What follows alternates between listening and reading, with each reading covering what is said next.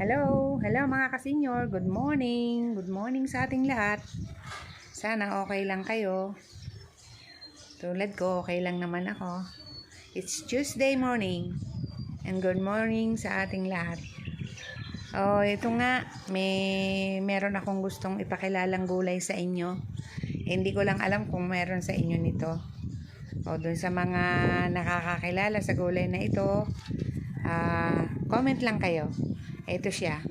Nakita ko to sa likod bahay namin. Mataas na puno yan. Mataas na puno. So, para makuha namin yung bulaklak,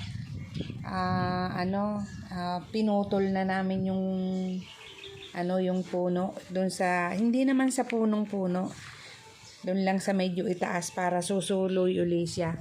Ito siya, ang dami yan. Ganyan yan. Yan ay, ang tawag dyan ay bulaklak. Kung tawagin dito sa Batangas ay himbabao or bulaloy ba? Parang ganon. Pero ang mas kilala ko dito is himbabao. So yan ay masarap. Kahit walang ibang kasamang gulay, pwede mo nang gulayin. Lagyan mo lang ng kamatis, sinangag na alid, tilis, yung maliliit na tuyo, o kaya tinapa. Kamatis, tinapa, or dilis. Yan, masarap na yan. Para doon sa mga nakakakilala sa gulay na ito, please comment lang po kung ano ang tawag sa inyo dito. Yan.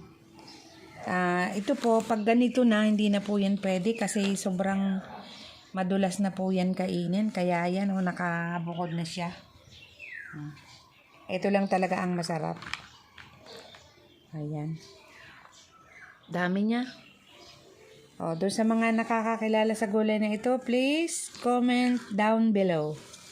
And pakisabi na rin kung ano ang tawag sa inyo sa gulay na to. So, yan muna po mga kasenyor. See you next vlog. Good day sa ating lahat. God bless us.